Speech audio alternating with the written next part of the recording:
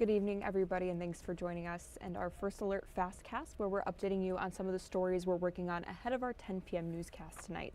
So we're starting with a story that we've had some of our reporters on all day today. It's an update to a tragic story that we've had team coverage on. We're hearing from grieving parents after 4 of their children have died after a head-on collision with a wrong-way driver over the weekend. Friends and family say they're heartbroken over the loss of Daniel, Fabian, Lillian, and Daniela Gonzalez. Lillian was in 9th grade and Daniela in 4th grade at Wbay, Fremont. The 2 older siblings worked on a dairy farm in Washera County. As people are dealing with the impact of the loss, we have 2 GoFundMe pages that have been set up to help the family with funeral expenses. I'm just going to pull that up here. And as you can see, this one's raised roughly $50,000.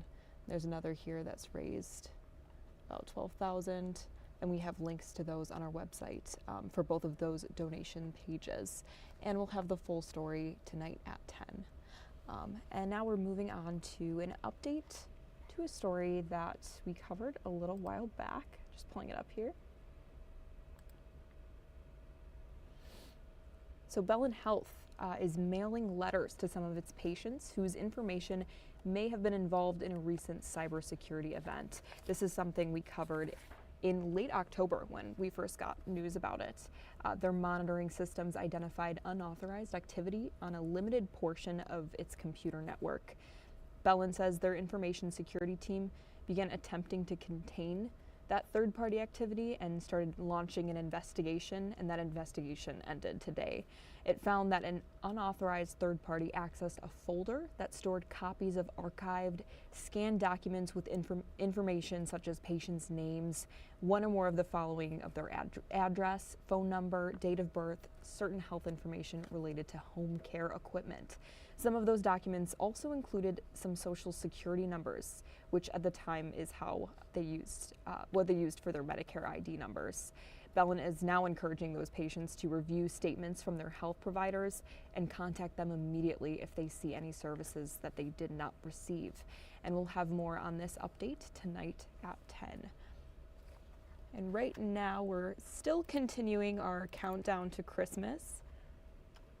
We have an exciting one tonight, just pulling it up here for you right now.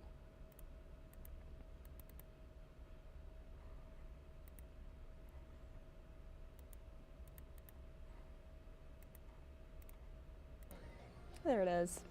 Took just a second to get up there. So this is a visit to the North Pole, but it's a version you will only find here in Northeast Wisconsin.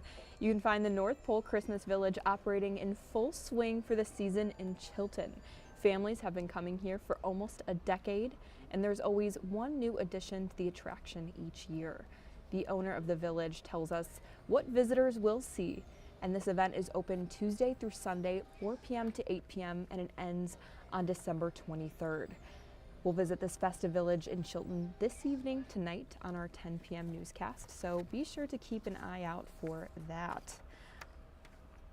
And now, I can't seem to pull up the sky cam here, but I can tell you that we are dealing with some cold weather right now, and temperatures are going to rise later within this week. Our meteorologist David Ernst will have more on tonight's forecast, and he has a full forecast for this holiday weekend tomorrow evening, so be sure to look out for that as well, so you know to be prepared for this upcoming holiday weekend. And thank you so much for tuning in to our First Alert Fastcast tonight, and be sure to tune in to our 10 p.m. newscast as well. Thank you for watching.